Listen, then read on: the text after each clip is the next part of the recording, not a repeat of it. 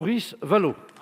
Merci Monsieur le Président. Monsieur le Premier ministre, actuellement 200 vaccins sont développés dans le monde sur la Covid-19, 42 font l'objet d'essais cliniques, une dizaine de tests à large échelle. L'actualité américaine, c'est évidemment l'élection présidentielle, mais c'est aussi cette course aux vaccins qui laisse espérer au mois de décembre que 2 d'entre eux soient disponibles, permettant de vacciner l'ensemble de la population américaine d'ici le mois d'avril. Vous le savez, dans un contexte de mise sur le marché accéléré et simplifié, la confiance et la transparence sont particulièrement nécessaires parce que les risques de conflit d'intérêts ou la pression sur les agences du médicament sont très fortes.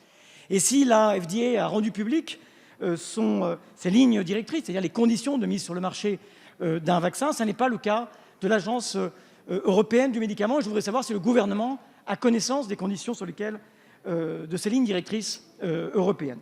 De la même manière, la Commission européenne n'a pas rendu public les contrats qui la lient au laboratoire sur le développement et la fourniture de vaccins. Et ça pourrait évidemment être intéressant de savoir, dans un contexte de ressources rares, comment seront traités tel et tel pays, et en particulier le nôtre. Je voudrais savoir si le gouvernement a connaissance de ces contrats avec l'industrie pharmaceutique et s'il peut les rendre publics.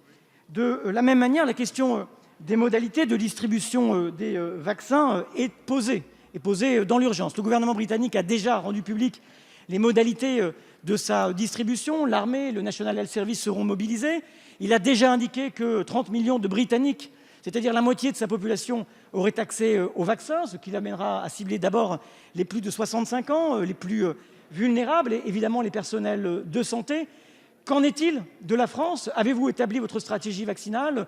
Êtes-vous déjà engagé dans la préparation de la distribution de ces vaccins? Monsieur le Premier ministre, nous ne savons rien ou pas grand-chose. Est-ce qu'après le fiasco des masques, après les retards des tests, vous nous préparez la débâcle des vaccins? Merci, monsieur le député. La parole est à monsieur Olivier Véran, ministre des Solidarités et de la Santé.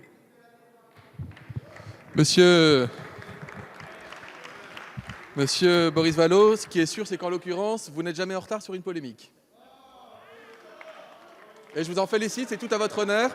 Et je pense que c'est à l'honneur de la confiance nécessaire dans notre pays à l'heure où nous faisons face à une vague épidémique qui mobilise les soignants et l'ensemble des Français. Chapeau, chapeau pour la pertinence avec laquelle vous avez terminé votre question. Je le dis en sincérité, monsieur Vallot. On n'est jamais déçu. Monsieur le député, lorsque un vaccin... S'il vous plaît, s'il vous plaît.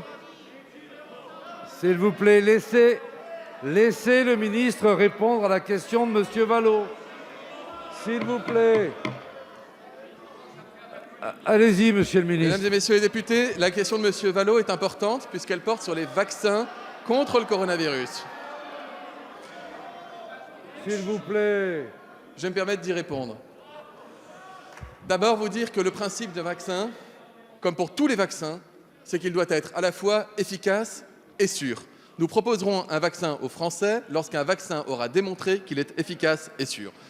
Nous avons commencé avec 4 pays, à l'initiative de la France, de l'Italie, de l'Allemagne et des Pays-Bas, à contractualiser un pré-contrat avec un laboratoire anglais pour une première commande de vaccins qui pourrait être disponible dans les prochains mois. Nous avons immédiatement passé le relais à la Commission européenne qui a chargé un comité indépendant avec des experts qui viennent de différents pays et qui ne sont pas partie prise avec les pays des laboratoires en question et qui contractualisent des précommandes massives pour pouvoir couvrir la population européenne. Nous avons ajouté à la demande du président de la République une clause qui s'assure qu'il y a le bien public mondial qui soit pris en compte pour pouvoir demain en faire bénéficier les pays les plus pauvres.